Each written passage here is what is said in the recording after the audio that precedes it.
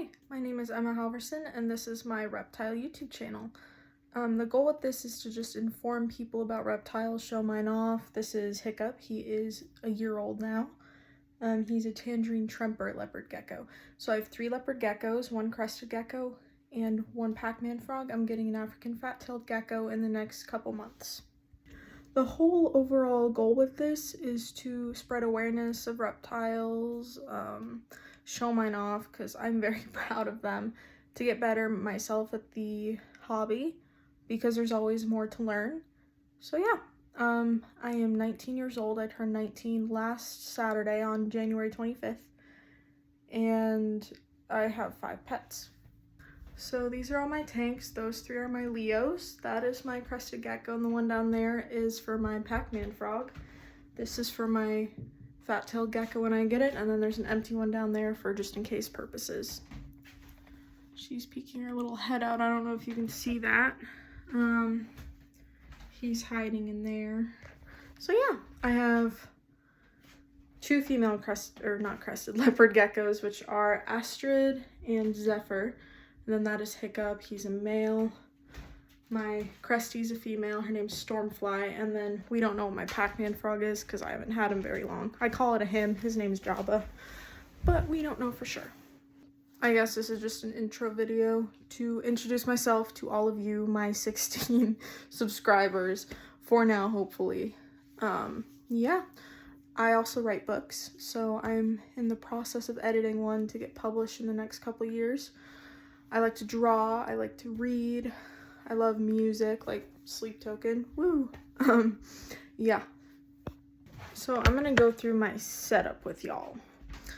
So this is my mostly reptile shelf. I have some other stuff scattered around.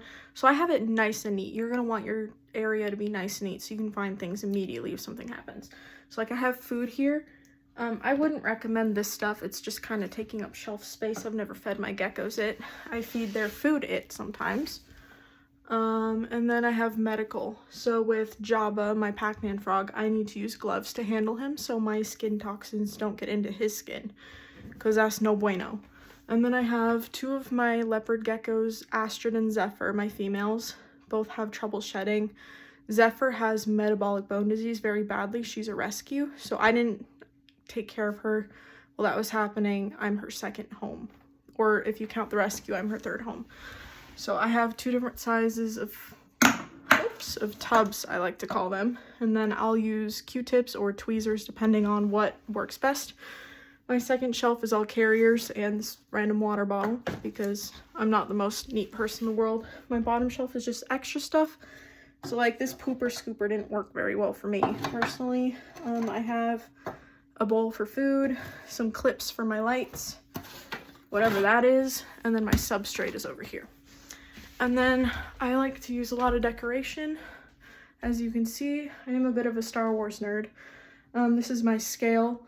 I like to weigh my geckos every couple weeks, make sure they're all good weight. I'm going to start doing that with Jabba once he's a little more comfortable to his tank. And then I have other stuff there, more decoration. This is the clean water I use to spray down Stormfly and Jabba's tanks because they're humid animals, and I will be using it for Megatron, who's going to be my African fat-tailed gecko.